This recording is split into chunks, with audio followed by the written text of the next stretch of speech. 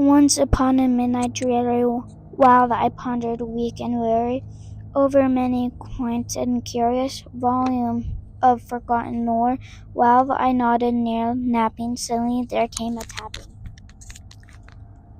As some of the gentle rapping at my chamber door. "'Tis some visitor," I muttered, tapping at my chamber door. "Only this and nothing more." Distinctly I remember it was in the bleak December, and each separate dying ember wrought its ghost upon the floor. Eagerly I wished the morrow, vainly I had sought to borrow from the bookcase tears of sorrow, sorrow for the lost Eleanor, for the rare and radiant maiden who the name was Eleanor, nameless here forevermore. And the silken, sad, uncertain rustling of each purple curtain thrilled me, filled me with fantastic terrors never felt before, so that now, to still the beating of my heart, I stood repeating. "'Tis some visitor entreat at my chamber door, some late visitor entreat at my chamber door. This it is, and nothing more."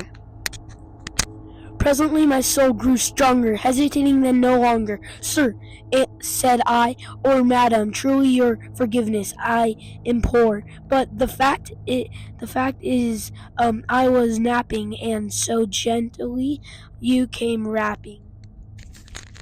And so faintly you came tapping at my chamber door, that I scarce was sure I heard you, where I opened wide the door, darkness and nothing more. Deep into that darkness peering, long I stood there wondering, fearing, doubting, dreaming dreams no mortal ever dared to dream before. But the silence was unbroken, and the stillness gave no token. And the only word there spoken was the whispered word, "Lenore?" This I whispered, and then an echo murmured back the word, "Lenore." Merely this and nothing more. Then methought the air grew denser, perfumed from an unseen censer, swung by seraphim whose footfalls tinkled on the tough floor. "Wretched," I cried, "that God had lent thee by angels he has sent thee." Despite, and nepenthe from they memories of Lenore, quoth or puff, this kind nopeth,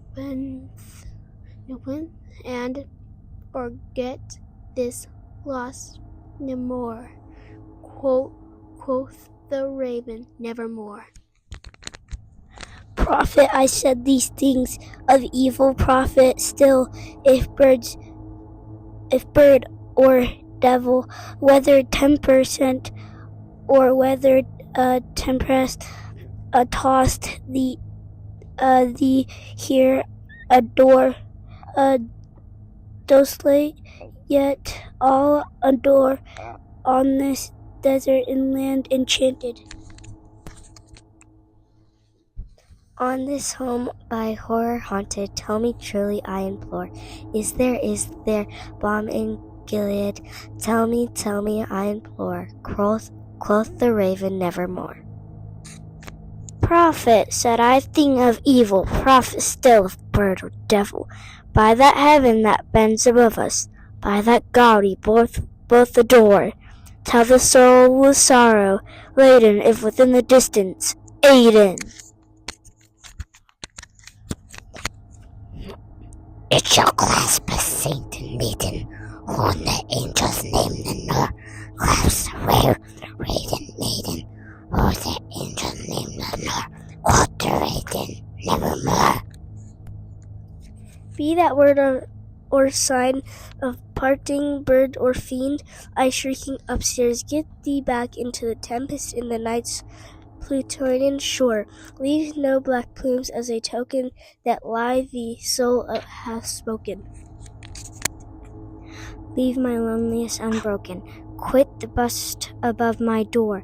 Take thy beak from out my heart.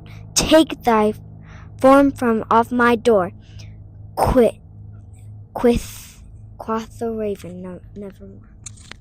And that raven, never flitting, still is sitting on the pallid bust of Pallas just above my chamber door, and his eyes have all the seeming of a demon's that is dreaming.